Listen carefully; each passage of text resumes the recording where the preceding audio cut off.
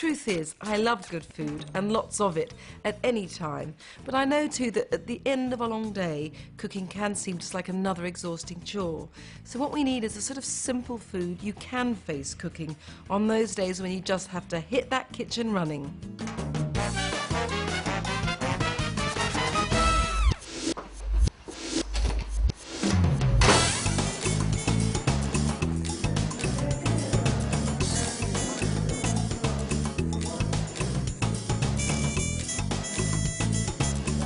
We're doing the shoot for the book. Now we're day 7, it's a 10-day shoot. We've done so far, I'd say, 80 rolls of film, just about 3,000 pictures. So we're all feeling a bit frazzled, which is why I haven't combed my hair for a week.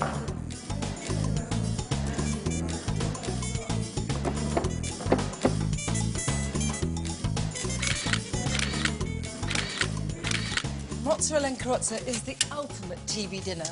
It's quick to make, you eat it with your hands, and the really useful thing is the few ingredients you do need, you can just pop out in your lunch hour and buy. Milk.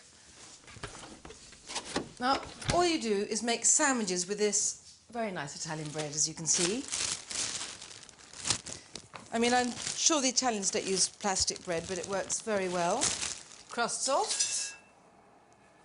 This makes a great sort of quick tea for children when they come back from school, because it doesn't take long to make and they love it. It's like, I suppose, pizza sandwich. You could put some tomato in, I suppose. Just going to put the oil in the pan now because these don't take long to make. Jackson Pollock with the oil here.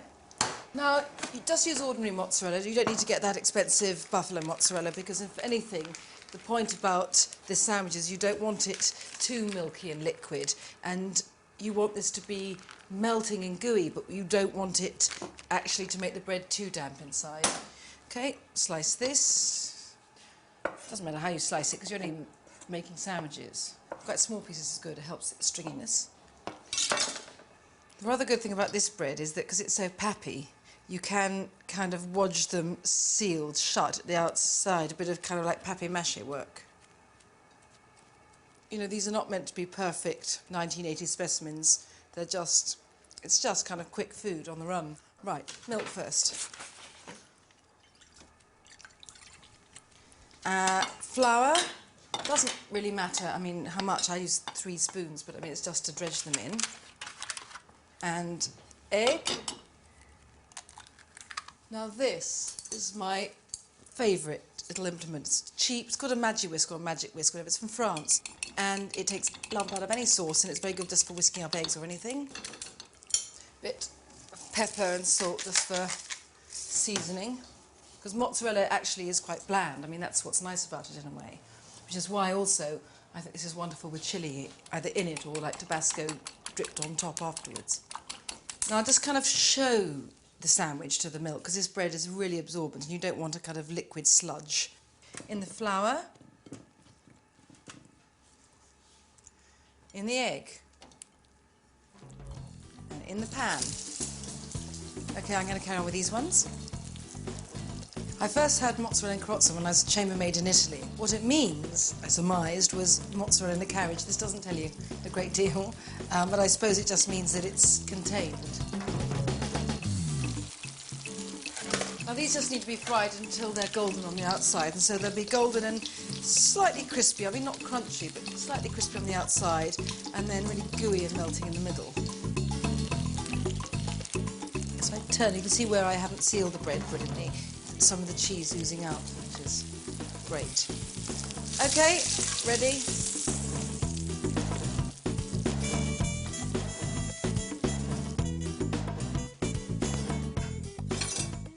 Just cut this in half, and this is what you want. All this kind of melting gooiness, and when it goes into spoons, look at that.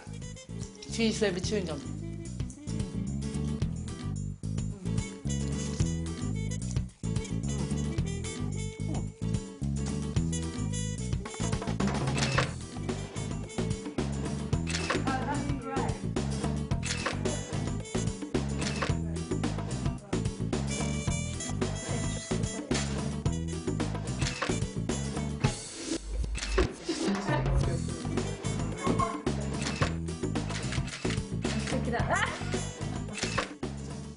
I might often need to cook on the run, but I still want something really substantial, kind of supper eaten with a knife and fork. This is chicken chorizo and cannellini beans with a bit of kale. Very quick. Now, one of the reasons I love this, I mean, apart from the taste, is that it's so easily thrown together. 5 minutes from liftoff, I reckon. It's not bad. Okay, a bit of chicken stock concentrate in my simmering water. Look, I know everyone will say you have to make chicken stock from fresh and otherwise it's just despicable. It's not. I like poaching the chicken here, which is to say just cooking it in the simmering water. One, because it's very quick, but also it keeps the chicken incredibly tender. Cannellini beans. Use any beans you want, I like these. My fencing mask.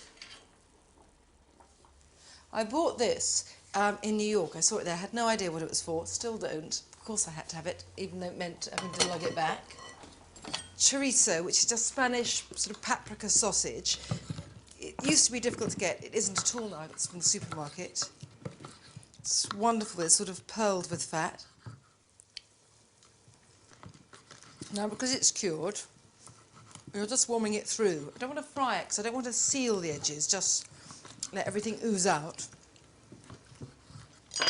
Okay?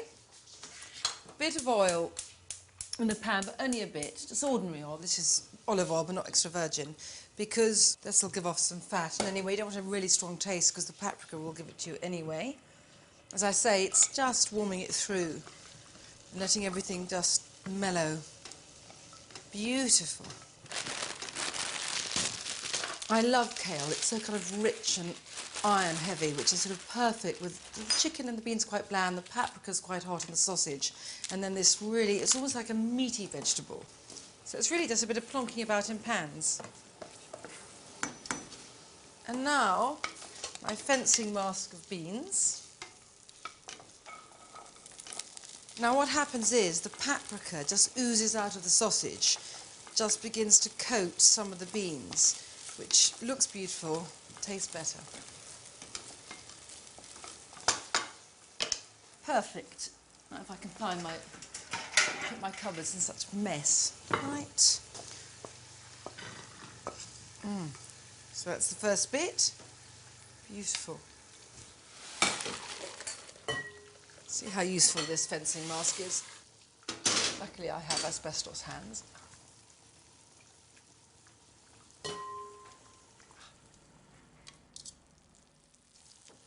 Dish this out.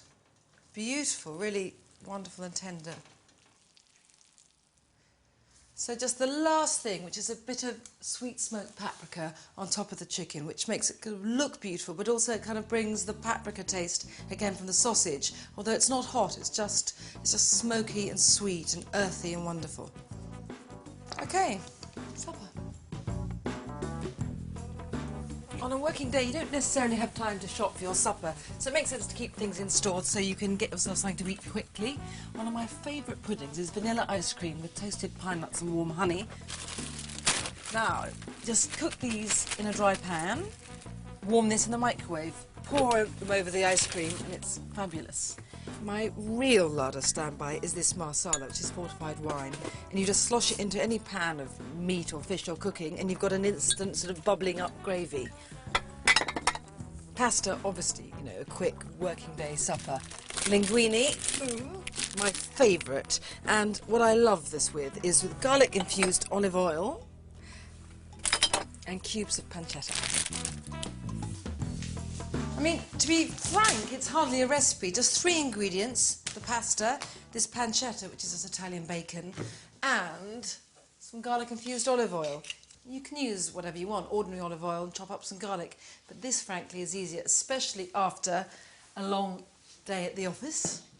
Now, what I always do is cut off the rind of the pancetta, simply because if I bung it in the dish with the oil, it will give off all its fat and juices. You can buy just bits of cubes of lardon, with the French equivalent, in supermarkets that's already diced for you, or else you can just get ordinary bacon and just cut it up. Right. Just smoosh it about a bit with your hands. I like a bit of hands-on work, and the rest isn't. Stick it in the oven. About 15 or 20 minutes should do it. Now, I tend to salt pasta water always at this stage. I mean, it doesn't really matter, obviously, but unsalted water comes to the boil faster than salted water, and I'm not a patient person. Every little helps. Right. I tend to use about the same weight of pasta as pancetta, half packet. Might just about do me. There again, it might not. And just stir it about so it doesn't stick. Let it come up to the boil. The packet instructions say 11 minutes, so I think, well, I got 10 minutes to forget about everything. The pancetta's in the oven, the linguine's in the water. I'm not needed, so I'm just going to set my alarm. 10 minutes, unwind, and slip into something a little more comfortable.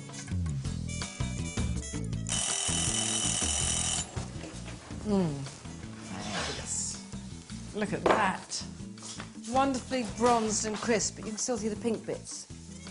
Just going to take off the fat and rind to eat alone and in private later. And then we'll strain this. And now all you do is bung this in here and just mix it all up so that all those wonderful bacony, salty juices just dress the pasta. You can just see all the pasta darken in the sauce. And I'll just tip it into the bowl. And then, I do think parsley is good. I can't really be bothered with chopping, but you can just scissor it in. And anyway, because the pancetta cubes are quite big, it's quite nice to have quite a sort of rough bit of parsley on top. Let me just have a quick... Oh, bit of pepper. Right, bed, television, food.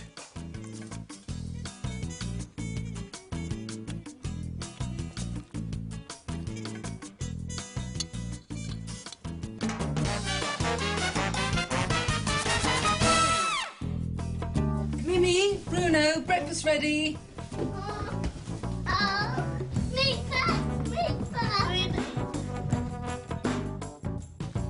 That's enough, Bruno.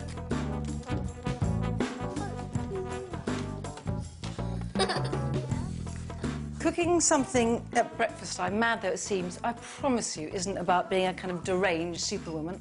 This is incredibly easy. It's bitter orange ice cream, and all you do is just put zest, juice, sugar, cream, whisk it and put it in the deep freeze, and then when you take it out at the end of the day, you know, you've got your ice cream. I first made this ice cream with Seville oranges, which are incredible because they have the flavour of orange, but that sour intensity of lemon. But the only thing is, you know, they're only available in January, not that useful. So I found by mixing just an ordinary sweet orange and 2 limes means that you get that same sourness and fragrance and hit. But, you know, you can use lemon. In fact, you could use 3 lemons and make a lemon ice cream. Just whatever you want, whatever you've got. You don't have to be precise about zesting, just, you know, roughly do one. What's really delicious with this bitter orange ice cream is chocolate sauce. Just put, you know, I don't know, a bar of dark chocolate and an equal weight double cream in a saucepan and melt them together. It's just delicious over it. Right, so into the zest and juice, let's put 175 grams of icing sugar, which just dissolves into the acid of the juice. And the really brilliant thing about this is that you don't have to sieve it, and the only kitchen job I really loathe and detest is sieving. Right, big pot of cream.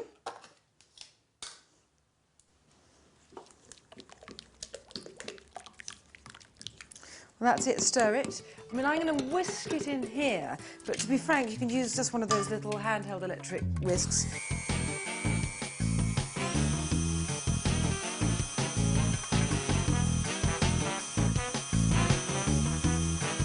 You don't want this really thick, just soft peaks. And that's it.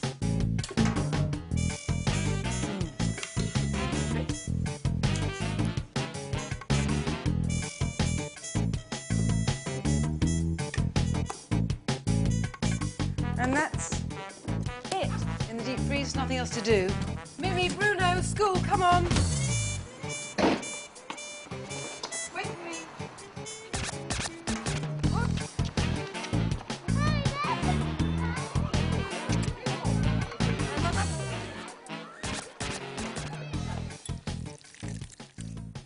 You know, just because something is unfamiliar doesn't mean it's difficult to cook. I mean, this squid with salt and pepper is incredibly easy, very quick.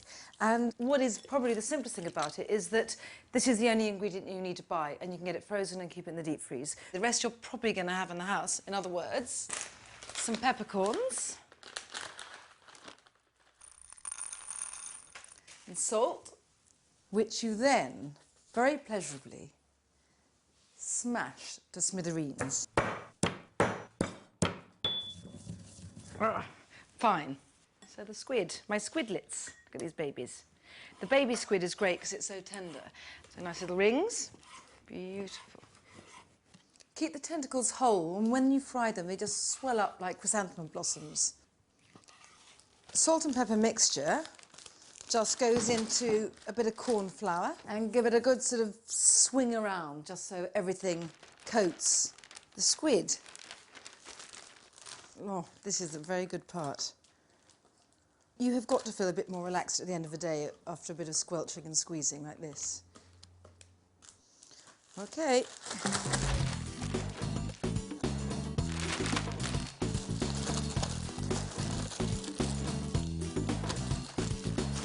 That's it. Now I'm going to turn this up. Just put a teeny bit of ring in to see if it sizzles and is ready. That's right. You know, it's really difficult to undercook squid when it's as tender as this. And you just see when they get rosy and start kind of bulging out of the fat a bit. I just want to eat just with a lemon with this, just to maintain the zen-like purity. Right, we can tong out. Look at this.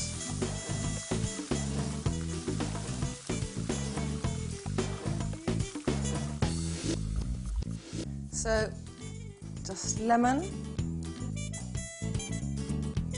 and either your fingers or my special chopsticks for the eternally incompetent.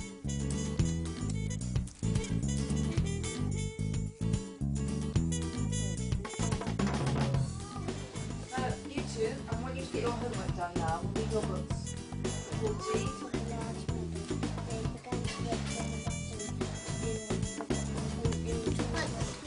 The farm. The farm. Well done. If you are going to be inviting friends over in the middle of the week for supper, you really need to be sure you have food you can cook quickly, easily, and that doesn't need too much strenuous shopping. And this pumpkin and seafood curry is just that. I mean, I'm evangelical about this. Top of a can of coconut milk. The top tends to be thick like this, and then it gets sort of thin and watery underneath. Into that, I use yellow curry paste. You can use red if you want. I just love this golden colour. I use 2 tablespoonfuls. Some like it hot. I like it very hot. So just whisk these together. The curry paste and the thick bit of the milk will just meld together in sort of golden, aromatic sludge. Fine. So now the rest of the coconut milk. Can you see? Look, they're running a bit. And then a bit of fish stock, and I'm using it out of a jar. So this is all these liquid stocks that I seem to be addicted to. Put that in. Fish sauce. Got my Nigella's spoons, 3 tablespoons. Although I can't be bothered to measure it. But I taste so much of this anyway. Right, spoonful of sugar, just to balance the sort of sweet-sour intensity. Turmeric. Really, this is just to enhance the kind of goldenness. Lovely. Lime leaves, just snip them in.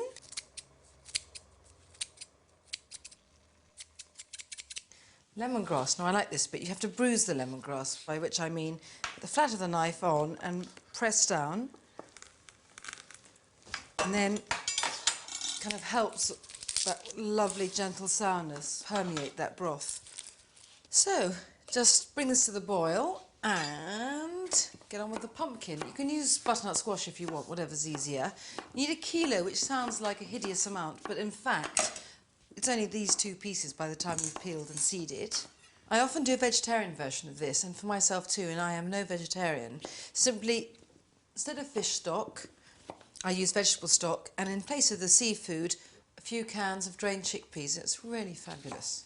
Oh, so beautiful as well. I mean, that's sort of got to cheer you up. Okay, in with the pumpkin. Why I like this particularly is what I find when you invite people around for supper, especially after work, they tend to be late.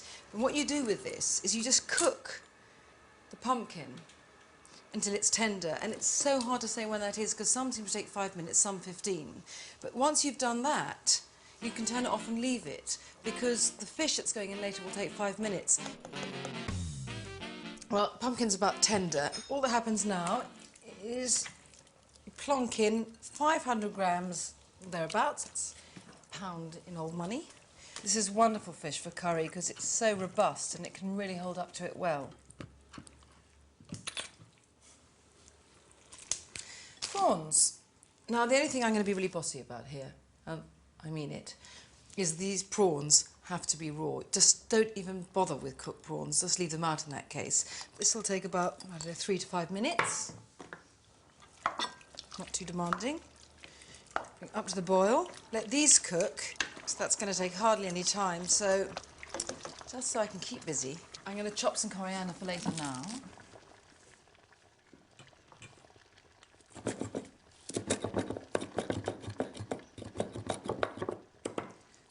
Perfect. That's done. Veg.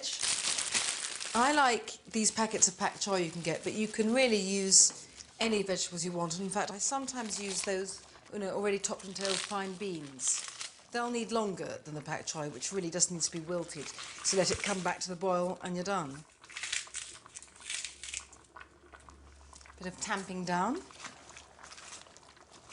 Give it a minute, if that. Oh, glorious. A taste of the seasoning.